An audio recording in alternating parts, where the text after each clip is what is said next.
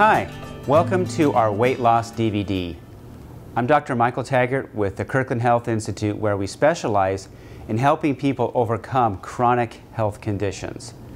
I'm a board-certified chiropractic physician with over 20 years clinical experience. I have over 200 hours in postgraduate training in spinal correction. I also have extensive training in functional medicine, with a particular emphasis in functional endocrinology and also functional neurology. I'm currently working on 2 postgraduate degrees, one in clinical nutrition and also one in neurology. I consider myself to be an expert in weight loss. Weight loss is one of the most important things you can do for your health. Losing weight can help improve your mental function. It can end your depression. It can improve your energy level. It can improve your cardiovascular system and your circulatory system. It can also end your type 2 diabetes. It can also take the strain and halt the degeneration of your joints. It can also improve your libido. So there's so many things that can help. That's why it's so important to address it. Now, my practice is different, and I'm not the typical chiropractor that you go to because your back hurts. I see patients that most doctors have little to no success with certain conditions. Conditions such as fibromyalgia, where you have pain throughout your whole body and you're tired all the time. Also peripheral neuropathy, where you have burning sensations and tingling, you can't feel your hands and feet. Migraine headaches, autoimmune conditions, chronic fatigue syndrome, dizziness and balance trouble. Also chronic digestive problems, where you might have irritable bowel, Crohn's, or colitis. So these are the patients that I want in my office and I get. And because of my advanced training, we not only help these patients get dramatically better, but we also, in the process, these patients lose a ton of weight. So it is with our successes that now weight loss is one of the foundational things that we do in our office. In fact, I would be happy if all the patients who came to my office came in for weight loss, because I've never seen anything in 20 years of clinical practice that can make such a difference in people's physical health and mental health in losing weight. So it's my job today with this DVD is to help you unravel the mystery of why we are so successful in helping people lose weight and also, more importantly, keeping the weight off. Now, some of you who are watching this DVD are probably hoping that I would be able to give you a couple of fancy tricks and maybe say eat a couple different foods and maybe even give you a magic pill so that you could lose 20 pounds in the next week. Well, I have to tell you that I'm not going to be able to do that. There are thousands of books out there that will teach you how to lose weight quick, like the Hollywood diet or the cabbage soup diet or even the liquid diet, where you could maybe lose 15 pounds in the next 15 minutes. So the reason all those diets don't work in the long run, and that's what research shows, is that if you diet, you can lose weight, but you will gain it back and you will actually gain more weight. And the reason all those diets don't work in the long run is they never address the underlying mechanism of why you gain weight in the first place. This DVD is going to teach you why that's happening. And as you apply those principles, I'll help you to lose weight quickly, easily, safely, and also to be able to keep the weight off. Now, some of you who are watching this DVD actually don't believe that you can lose weight. You don't believe that you can get the figure back that you had when you were younger. You don't believe that you can achieve optimal health. And that's happened because you've tried to lose weight, you've tried to get better, and you've had some setbacks and some failures, and you've got discouraged, and I understand that. So the first step in getting better is to admit that and then to move on. So let's talk more about obesity. Obesity is an epidemic in our country. I have some information from 1997 on the screen here, and this information shows the percentage of people who are obese in our country. Now, the dark blue areas that you see here represent 15 to 19% of the population in these various states. Those people are obese. In the yellow, it's 20 to 24%. Again, now keep in mind that this is 1997 information. Now notice there are no orange states or no dark orange states. Now look what's happened in 2009. Look at all these states where most of the population, or most of these states in the Union, have people that are obese. 25 to 29%, and many of the southern states, over 30% of the population is obese. Now, obesity is defined as a BMI, or your body mass index, of being over 30%. And that's a way to figure out how much fat you're carrying in your body. So let's take a minute and help you figure out what your BMI is. Now, it's been estimated that over 65% of the population is overweight. Obesity is related to many negative side effects, such as heart disease, high blood pressure, diabetes, certain cancer risks. It can affect your sexual activity, decrease the quality of your life, and even your lifespan, and also can put a lot of pressure on your joints. So again, let's take a minute here. This is very important. I'm going to ask you to grab a calculator, a pencil, and a piece of paper. So I'm going to give you a minute. So it's very important that you go ahead and grab that right now. Now, once you have those supplies, what I want to ask you to do is to figure out how tall you are. Your height in inches. So let's say that you're 5 foot. If you're 5 foot, you're 60 inches. If you're 6 feet tall, you're 72 inches. So if you're 5'4", that's going to be 64 inches. So take 64 times 64, and whatever that sum is, and write it on that piece of paper. Now above that line, above that figure, make a line, and now determine how much you weigh in pounds. Let's say hypothetically that you weigh 200 pounds. So you would take 200 and divide it into that lower number. When you divide that, you're going to come up with a number less than 1. So take that number and times it by 703. And that'll give you your percentage of body fat, or your BMI. Now on the screen here we see a legend where you can help kind of figure out where you're at. If your BMI is 18.5 or under, that you're underweight. If it's 18.6 to 24.9, you're considered ideal weight. If you're 25 to 29, you're overweight, and if it's 30 or above, you are considered obese.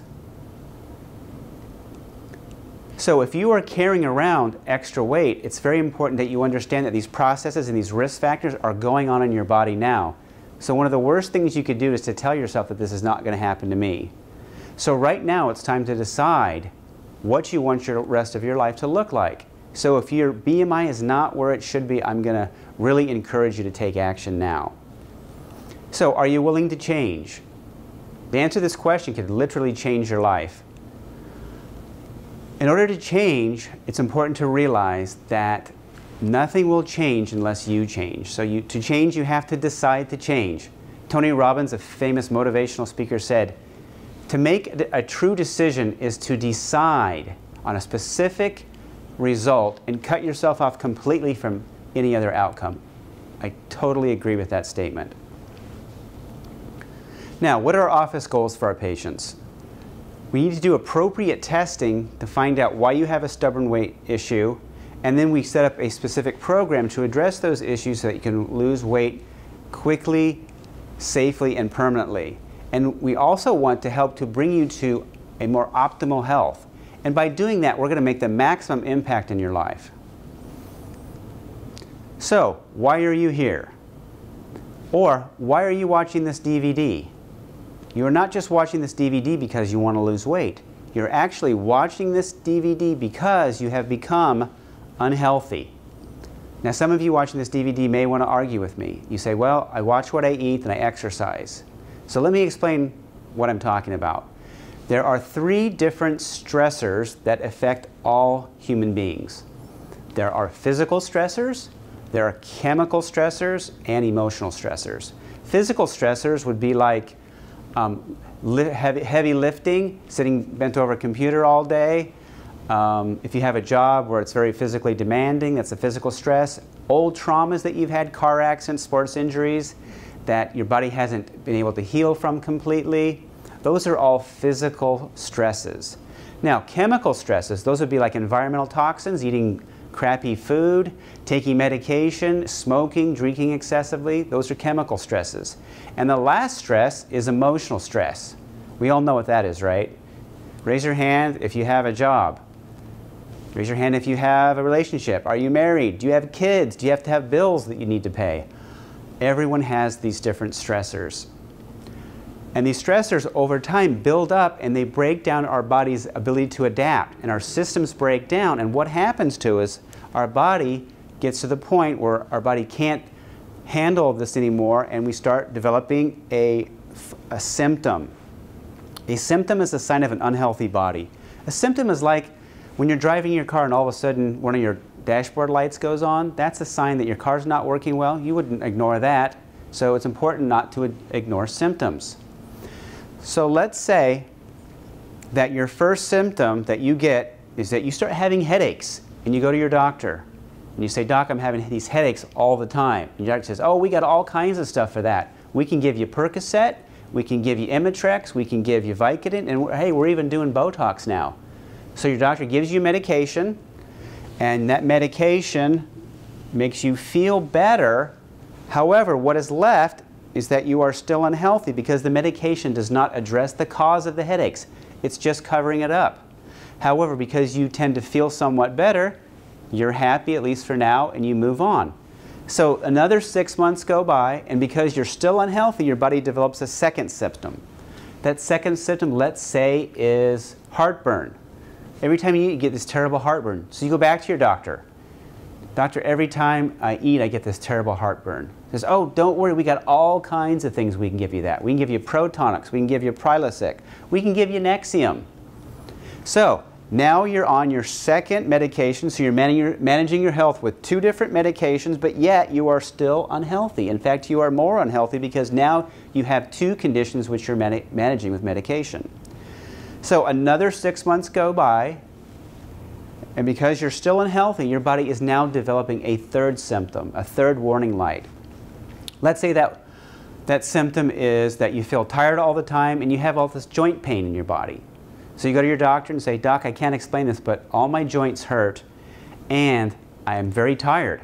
Doctor says, "Hey, no problem. We got all kinds of things we can give you for that. We can give you Cymbalta.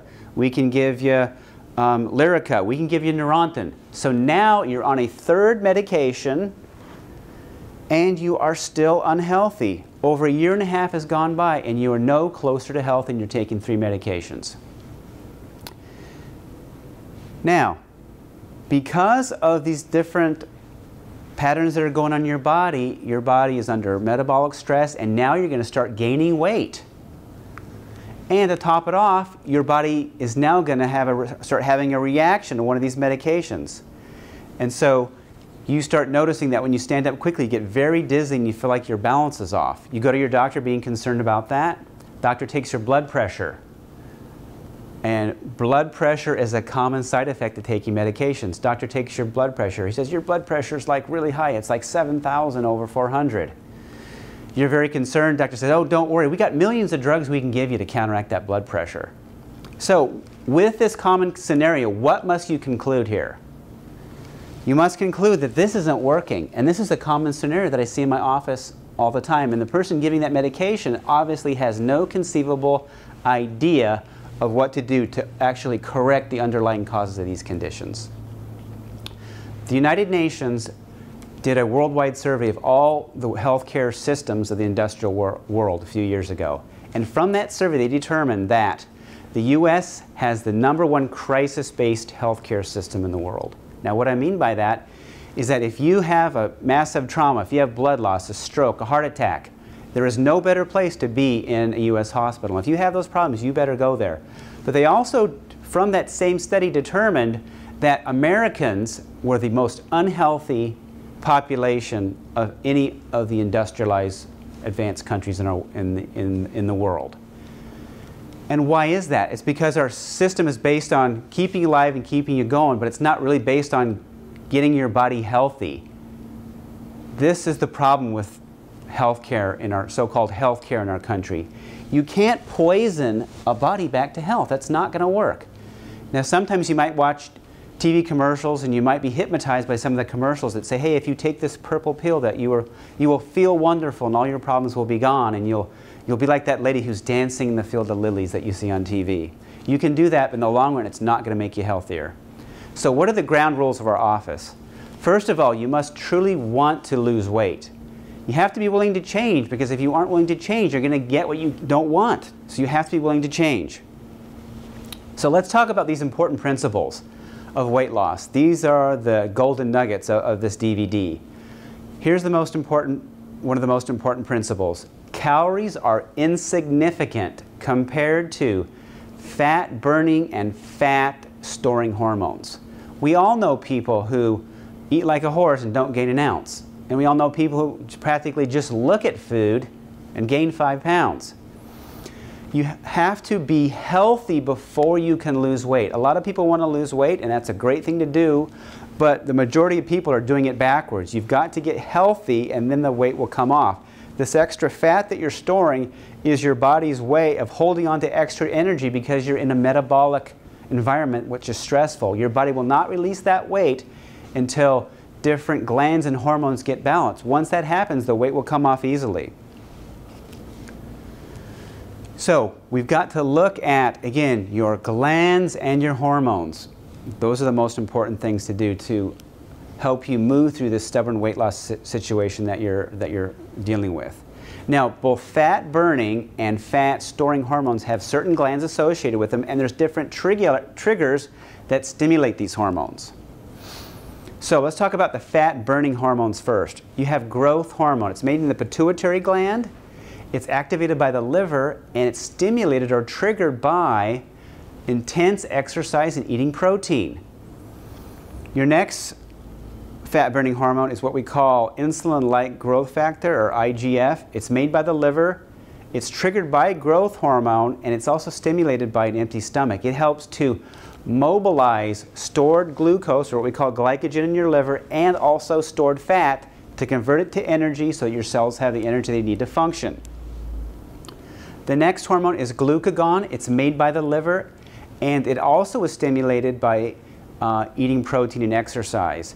It, like IGF, also helps to break down fat and to break down stored glucose from the liver and keep it in your bloodstream. It's what helps balance you in between your meals, in between eating.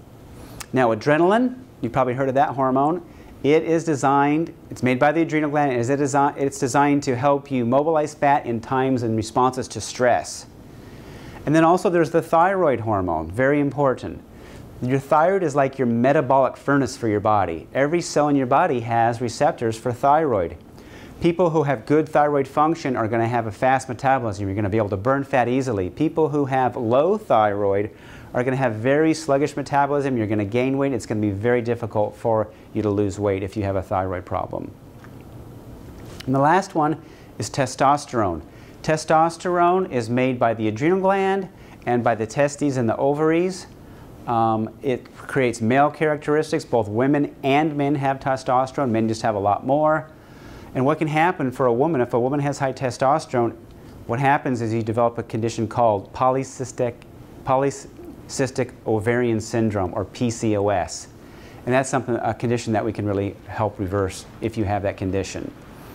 So if you have that condition, you're going to get male characteristics. You may get broad shoulders. You're going to typically gain weight. You might develop issues with facial hair. Now let's talk about the fat storing hormones. Insulin is the #1 culprit as far as fat storing hormones. It's made by your pancreas, and it's designed, once you eat, to get the glucose that your digestive system has produced to convert to energy. It's designed to get that glucose that's in the bloodstream into the cell so the cells can use it for energy. But what happens is due to excessive carbohydrate consumption, which is pretty much the common American diet, what happens is that insulin gets overproduced because of the constant carbohydrate consumption. And what happens is your cells actually get resistant or tired of actually paying attention to insulin. So as a result, only some of the glucose gets in the cell and the rest has to go somewhere else. So what the body does, it stores it for energy, and that's why you get heavy. That's the fat storage issue. This is a huge, huge factor. It's something that we really focus in our programs. Now the second fat storing hormone is estrogen. Both male and females have estrogen. Women have over 1,000 more receptor sites in the fat cell for estrogen. Estrogen, if you have high estrogen, it will cause you to gain weight. It'll also affect your moods. Now, sometimes if your estrogen isn't high, but it's high in relation to progesterone, you will also gain weight. So it's very important that we address that in our program. And the last one is cortisol. Cortisol is a stress hormone, and it's also how your body reacts to chronic pain, chronic inflammation. If you have a chronic inflammatory condition going in your body. You may have a chronic fatigue situation. You may have lots of joint pains. Cortisol will be stimulated, and what cortisol does is it tends to rise your insulin. So cortisol is something very important that we need to look at. It's made by the adrenal gland. So what we need to do is we need to evaluate your glandular system. And we talked about the adrenals, we talked about the thyroid, we talked about the liver, we talked about the ovaries, but we did not talk about the gastrointestinal system. Now, the reason evaluation of the gastrointestinal system is so important is that your liver detoxifies your bowel.